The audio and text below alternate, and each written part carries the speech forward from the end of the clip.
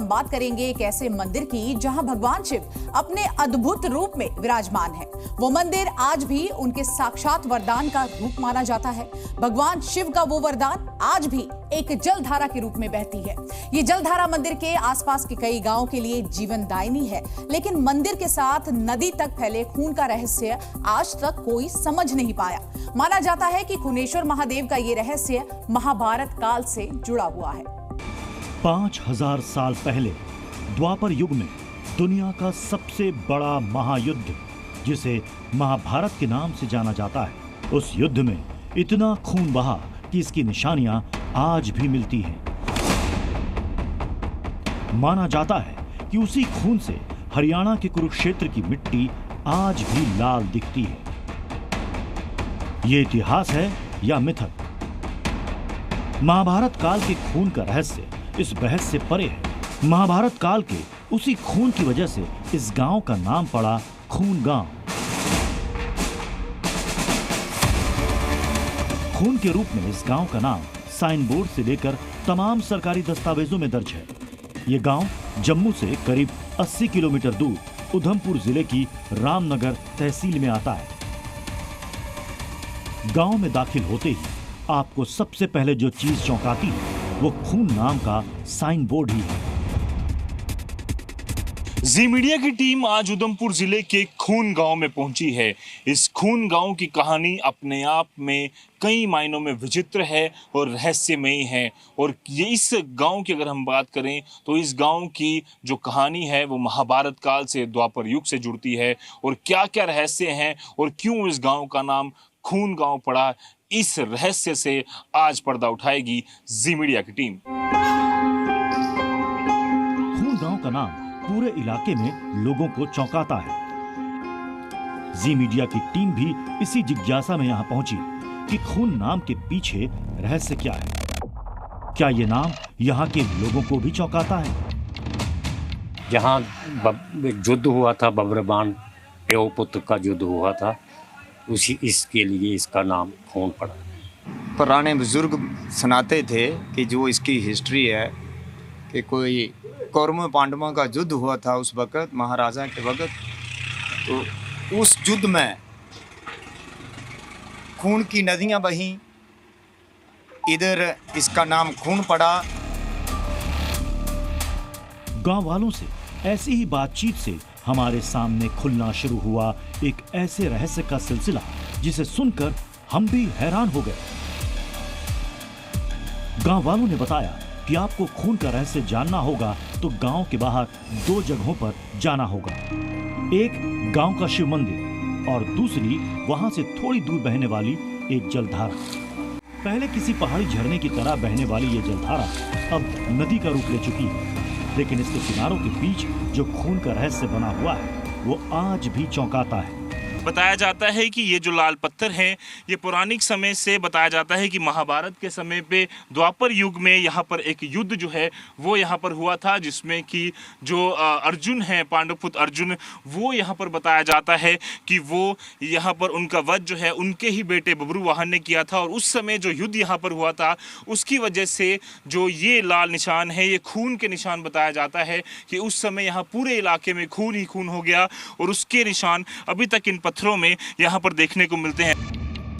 बहती हुई नदी के बीच खून से रंगी हुई चट्टानें, ना बरसों से रंग उतरा और ना ही धब्बा छूटा।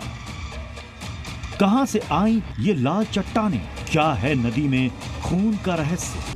जम्मू के खून गांव में खून का रहस्य ये कोई किस्से कहानियों का हिस्सा नहीं है, बल्कि सब कुछ हमारी आंखों के सामने साक्षात था। हमने जब इस रहस्य की आगे पड़ताल की तो इसका सिरा अपने आप यहाँ पर खुद ब खुद 5000 साल पुराने महाभारत काल से जुड़ता चला गया। ये कहानी उन दिनों की है जब महाभारत युद्ध खत्म हुआ था और इसमें जीत के बाद पांडवों ने अश्वमेध यज्ञ कराया था। उसके बाद क्या हुआ, इसके लिए जम्मू के इस गांव में वो भी कम चौंकाने वाला नहीं था। एक रिपोर्ट दिखाते हैं। कहते हैं कुरुक्षेत्र में महाभारत का युद्ध खत्म होने के बाद कुछ ऐसा ही मंजर हुआ था। जम्मू के इस खून गांव में पांडवों की पूरी सेना इस खून गांव पर टूट पड़ी थी। तब इस गांव में इतना ज्यादा रक्तपात हुआ कि एक जिंदा इंसान तो क्या कोई पशु पक्षी भी नहीं बचा। महाभारत काल की वो कहानियां सुनकर आज भी ये गांव सहम जाता है। मान्यता है कि महाभारत युद्ध खत्म होने के बाद पांडवों ने जो अश्वमेध यज्ञ किया था, उसका घोड़ा जब इस गांव में पहुंचा तो यहाँ के राजा बिरबुवाहन ने उसे रोक लिया। अश्वमेध का घोड़ा विश्व विजय का प्रतीक होता है। उसे रोकने की खबर जब पांडवों तक पहुंची तो वो पूरी सेना के साथ गांव पर टूट पड़े, लेकिन खून गांव में पांडवों को पराजय का सामना करना पड़ा। इस गांव में पांडवों की पूरी सेना के कत्लेआम के साथ राजा बिरबुवाहन ने अर्जुन का भी वध कर दिया। अर्जुन वध के साथ भीम भी राजा के साथ युद्ध में जख्मी हुए थे। इसकी निशानी गांव में मौजूद इस जगह को माना जाता है। कहा जाता है कि यह विशाल पत्थर महाभारत काल में भीम का ही कुंडल था, जो कालांतर में सोने से पत्थर में तब्दील हो गया। बब्रुवाहन और पांडवों के बीच में युद्ध जब इस इलाके में चला तो उस समय माना जाता है कि सबसे बलशाली भीम, पांडव पुत्र भीम जो हैं, उनके कान में जो कुंडल था वो भी युद्ध के दौरान जो है वो तीर लगने से इसी इलाके में गिरा। और ये कुंडल जो है वो बताता है अपने आप में कि कितना बड़ा ये कुंडल था। और बताया जाता है कि पहले ये सोने का कुंडल जो है उस समय हुआ था पौराणिक कथाओं के हिसाब से, और अब समय बदलने के हिसाब से पत्थर का हो चुका है। आप ये सुनकर हैरान रह जाएंगे कि जो भीम और अर्जुन पूरे महाभारत युद्ध में अजय रहे, वो यहाँ कैसे हार गए। अर्जुन का वध अगर खून गांव में हुआ तो फिर जिंदा होकर वो कैसे स्वर्ग की यात्रा पर निकले। यहाँ से गांव में एक नई रहस्यमयी कहानी शुरू होती है। इसकी निशानी है ये झील, जिसे मंसर लेक कहा जाता है। मान्यता है कि गांव में ये झील राजा बिरबुवाहन के प्रताप से पैदा हुई थी। धरती के इसी हिस्से को चीरकर राजा बिरबु पाताल लोक से बाहर आए थे, जहां वो शेषनाग से जीवनदायिनी मणि लेने गए थे।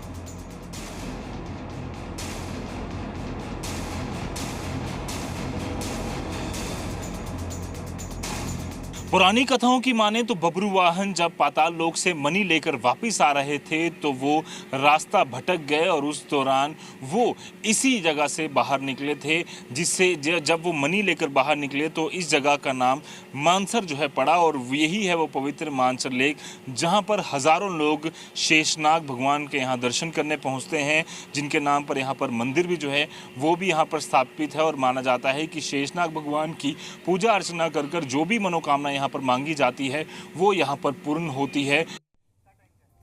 दरअसल यहाँ पर कहानी में ट्विस्ट है। राजा बिरबुवाहन से जब अर्जुन वध की बात अपनी माता से बता रहे थे, अल्पी से बता रहे थे, तो वो दंग रह गए।